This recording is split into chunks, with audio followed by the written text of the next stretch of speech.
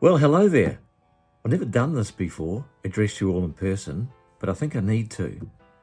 Because how else do you start a series of videos about a place as exotic as Antarctica?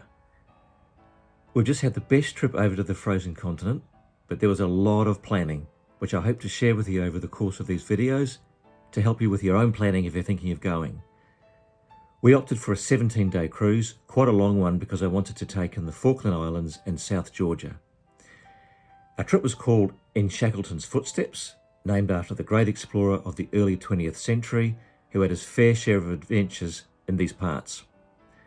We all met in Buenos Aires before flying down to Ushuaia in the deep south. And here's the itinerary. The cruise itself started in Ushuaia with a day at sea before arriving in the Falkland Islands. We spent 2 days here. We then had 2 sea days to get to South Georgia. Once here we had 3 days looking around. It was then a 2-day journey to get to Elephant Island, an island made famous by Shackleton. Then down to the Antarctic Peninsula itself, with 4 days down here, before the 2-day crossing of the infamous Drake Passage and back to Ushuaia.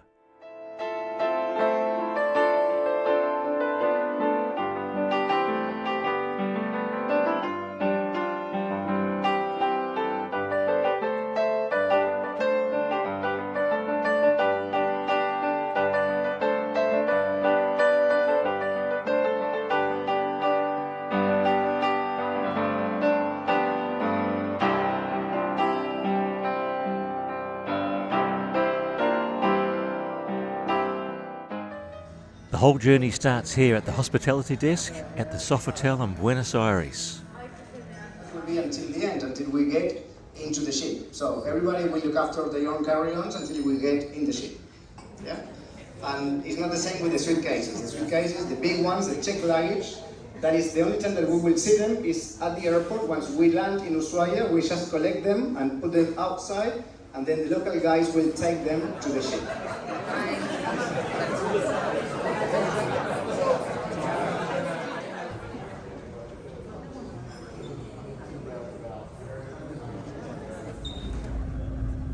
The next morning is officially day 1 of the cruise.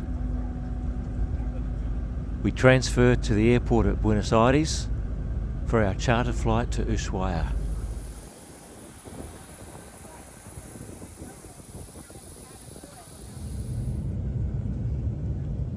In just 3.5 hours, we're flying over the island of Tierra del Fuego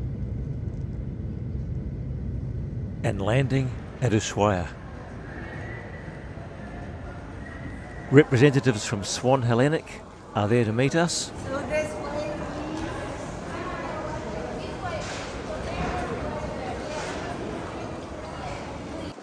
And make sure we get the right bus.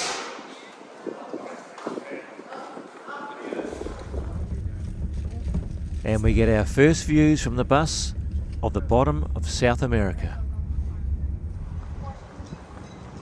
And at the wharf, we can't wait to see our boat.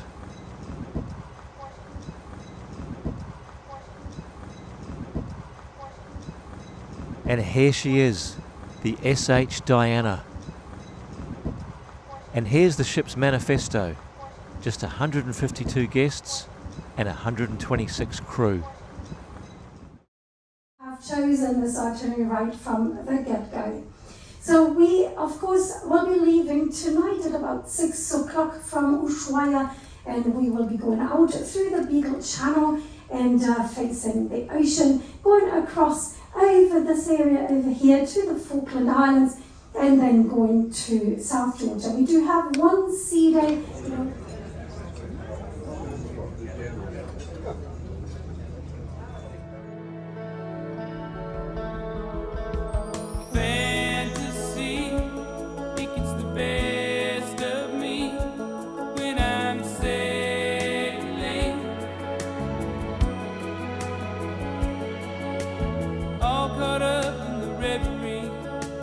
Every word is a symphony. Won't you believe me?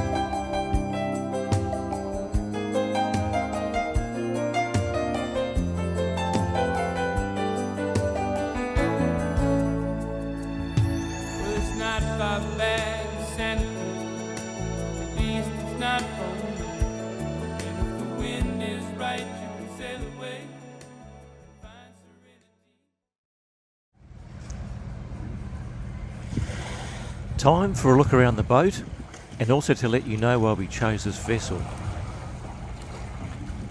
When researching boats, it's a good idea to look at size and also what's included in the itinerary, as well as room size. We opted for a room with a balcony. The larger the boat, the more passengers there are, and the less likely you'll be able to do actual landings. Only about 100 people can make a landing at any one time using these Zodiacs, so a maximum of around 200 guests is ideal.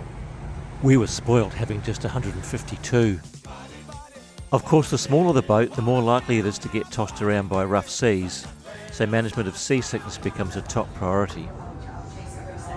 And here's Julie being fitted out for muck boots, provided by the crew for our wet landings.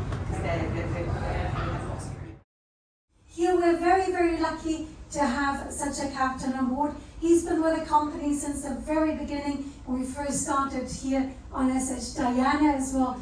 And so it is my pleasure and my honor tonight for you, and that is Captain Vlad.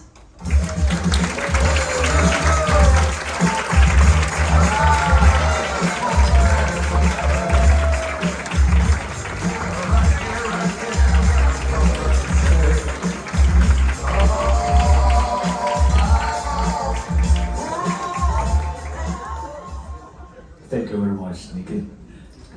Good evening, ladies and gentlemen, and thank you for coming for this captain welcome reception. And Dickman, he basically the one who is responsible for all machinery on board. Next one, Hotel Director Ferdinand.